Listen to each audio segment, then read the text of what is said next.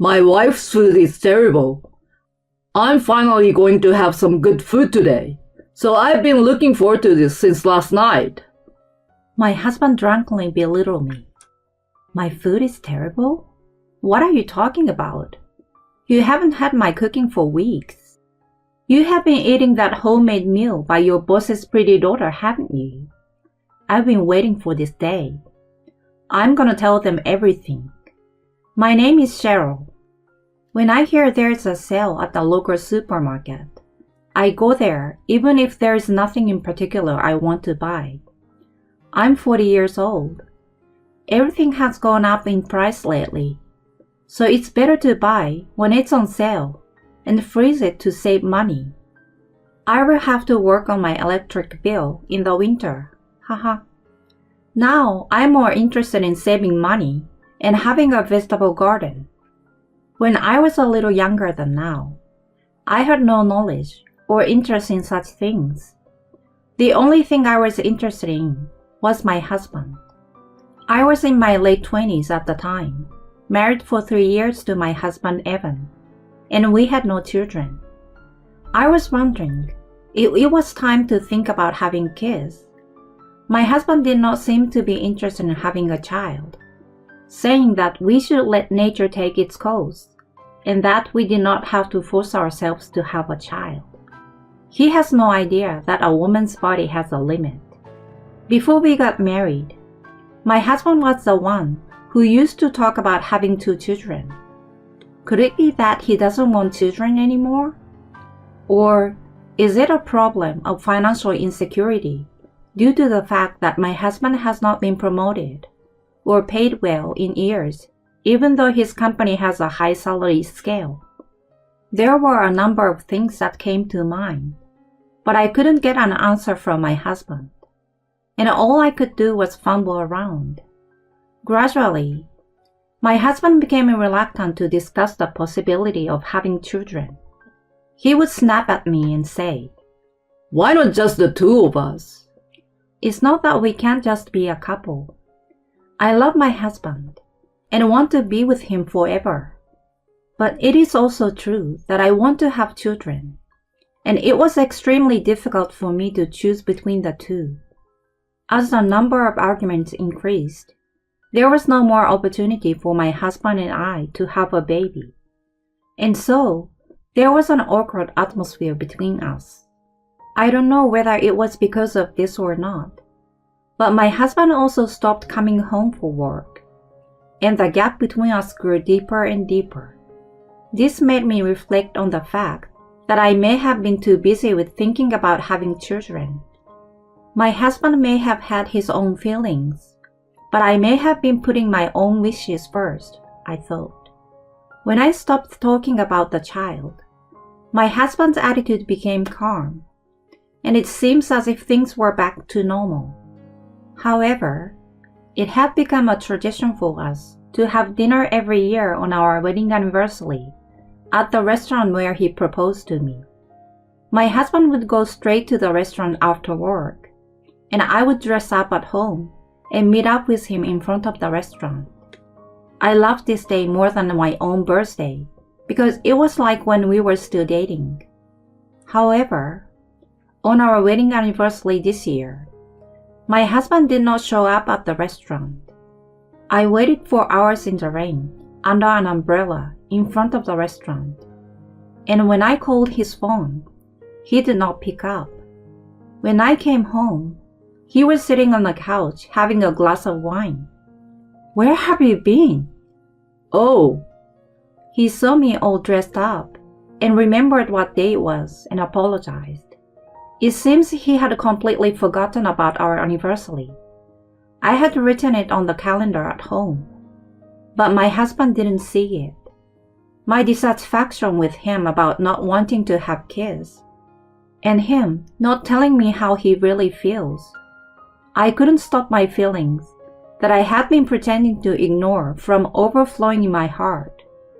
Of course I was sad that he forgot our anniversary, but more than that, I felt as if my husband was neglecting me, so I was very frustrated.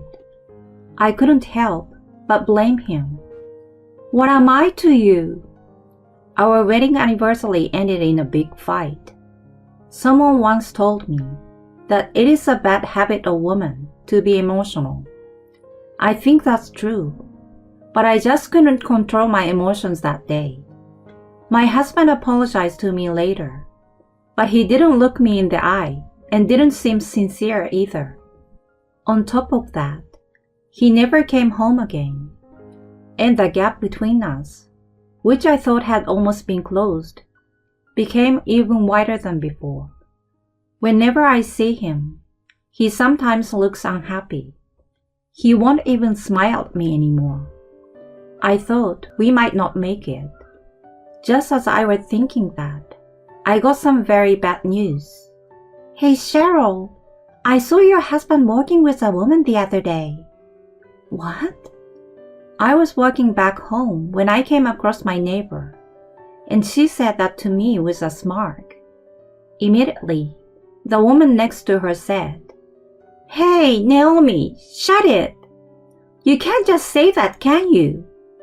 But her eyes looked a little amused. They were both hoping to hear what I have to say. It shows on their faces. This is what I hate about having neighbors. At first, I tried to dodge them, thinking that they must have mistaken by someone else or something, and that I didn't want to deal with these two rumor mongers. But I was still curious. What do you mean? I saw him arm in arm with a girl who looked like a college girl. And your husband hasn't been home much lately, has he? His car isn't in the parking lot at night, too. Stop checking whose car isn't in the parking lot. It's disgusting. That's what I thought, but held back from saying it out loud. Then the neighbors continued. He's cheating on you, right? They were looking at me as if to say, tell us something more interesting. My husband cheating on me is not possible. But is it true that he's with a college girl? How on earth did they know each other? Maybe I'm looking in the wrong place. I want to believe my husband, but the way things are going, there is a good chance that he's really in love with her. But without proof, I didn't want to believe it yet. I thought the neighbors wouldn't know the details anyway. It's just a misunderstanding. I decided to just let the conversation slide. And later, I went to a detective agency to investigate my husband. About a month later, my husband's company held an annual party. It's a party that is attended by the company bosses and employees, as well as their families every year. Of course, I attended the party with my husband. No, I'm telling you, my wife's food is so bad. That's why I'm looking forward to a good meal today. My husband, who was a little drunk, said this to a junior colleague who was sitting next to him. The junior doesn't know what to say back to my husband. No, I think that's a little too much to say. Haha. He's smiling nervously. No, it's true. I've been eating really bad food lately. He keeps insisting that my food is bad. Okay. I know it's not what I planned, but since he's trying to pick a fight, what are you talking about? You eat at your mistress' house every day. By bad food, you mean your boss's daughter's cooking, right? The CEO and his wife, who were sitting behind me, gasped and turned around. My husband was looking at me with his mouth hanging open. What? What are you talking about? Are you drunk already? Mistress? My boss's daughter? What are you talking about? My husband tried laughing at me. You're the one who is drunk, aren't you? You haven't eaten my cooking in ages. You must have mistaken me for someone else because you're drunk. I didn't miss the look of shock on my husband's face when I said that. Then, the CEO and his wife came in. The boss's daughter? Are you talking about my daughter? I was going to bring this up with the CEO and his wife at the end of the party, but my husband has moved up the schedule. I was going to reveal everything here anyway. My dear husband, get ready to go to hell. I nodded silently to their question and pulled out a photo from my bag. I showed them a picture. The picture showed my husband and a young woman coming out of the hotel arm in arm. The CEO and his wife turned pale when they saw it, but my husband remained puzzled because he had not seen the picture yet. This is... The CEO and his wife glared at my husband. What is it? Show me the picture. My husband looked troubled in the face of the unusual anger of the CEO and his wife, and pulled out the photo from my hand. What? My husband's eyes go wide, and he goes rigid. That's the one you are having an affair with, right? You knew? You've got to be kidding me. You're messing with my daughter. The boss tried to grab my husband by the chest. My husband dodged his boss's attack, but was stunned as if he had no idea what was going on. Your daughter? You didn't know? She's their daughter. What? He sounded like he was about to faint. Seriously? My husband looked at me and the picture oddly. He finally understood his position. The CEO and his wife told my husband, I will listen to what you have to say. We, the CEO and his wife, left the area and invited the daughter to another room to discuss the situation. Their daughter showed up after being summoned by her parents.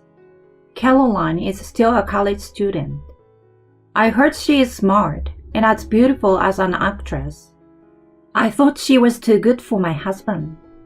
Caroline met my husband at the party her friend invited her to. My husband had told her that he was single, and he had always kept his wedding ring off while they spent time together. Caroline broke down and cried on the spot. I believed you when you said you would marry me. Caroline cried on the CEO's chest. But I'm serious. How can you get married if you're not even divorced yet? Caroline's mother yells at him. Right.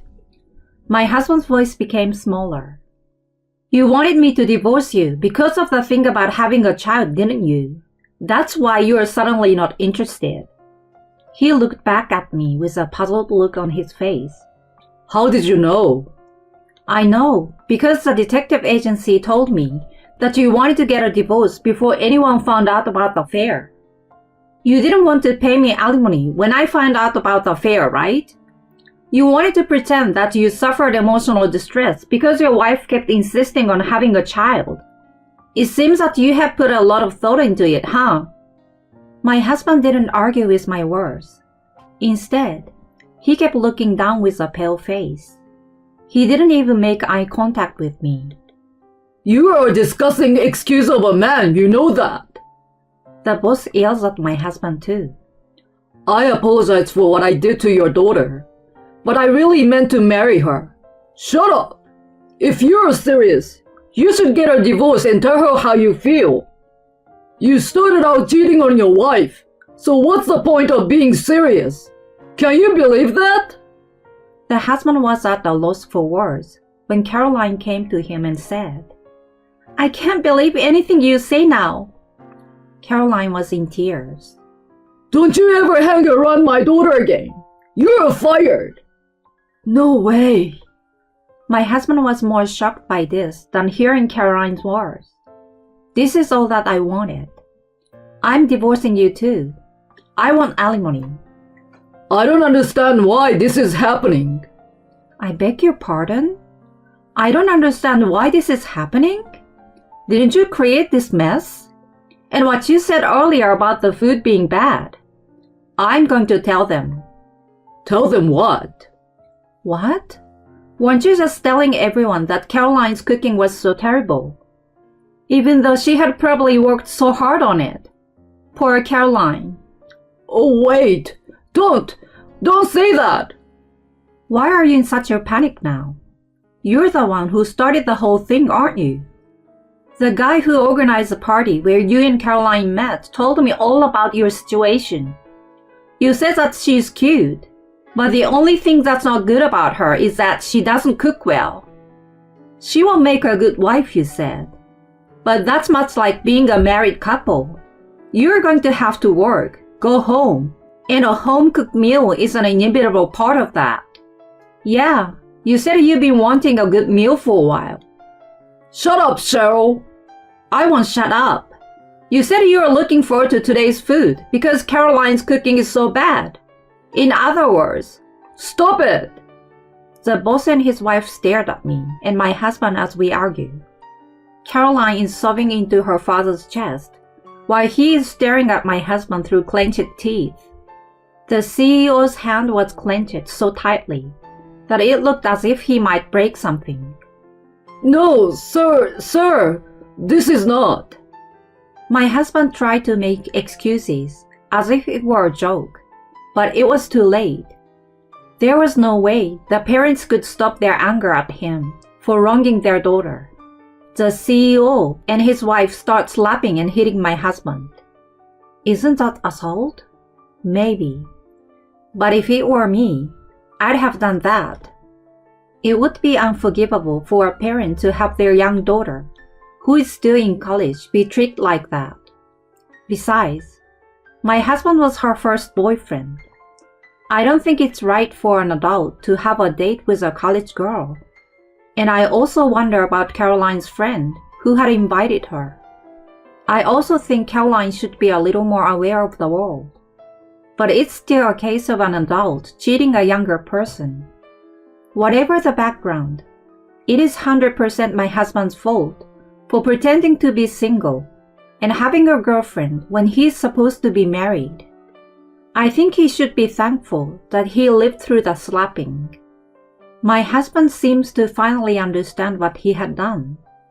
In the end, he was fired from the company and had to pay compensation to Caroline, as declared by the CEO. The CEO of the company has a number of group companies, including affiliated companies and regular clients, and it seems that he issued a directive not to hire him ever again. Needless to say, this made my husband's job hunting quite difficult. We divorced after making sure that the alimony and property rights were taken care of. He lost his place of residence because I got the house as part of the property division, and he moved back to his parents' house. But when his parents found out the truth about the divorce, they kicked him out. It seems that he was unforgivable, not only for cheating on me, his wife, but also for having laid his hands on a college girl who was still a minor until recently, and deceiving her. Furthermore, my in-laws demanded that he apologize to me.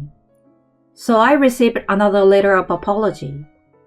It is totally unacceptable, especially for someone of his age, to have to be told by his parents to apologize properly. My ex-husband himself seems to regret having lost his life over an affair, but it was too late. At his new job, he's working in an environment that is friendly to upper management, but very unsympathetic to the staff, and so he's working for about half of his former salary. It is not easy for a man in his 40s to change jobs, so he has no choice but to stay there. He lamented that he couldn't get a promotion at his old job because of the seniority system. I guess he would have been happier. I, on the other hand, remarried at the age of 30 to a man I met through a friend. We just had a baby girl, so we are now a family of 3. No, I'm sorry, I lied. My daughter is now 4 years old. I actually have a boy now too.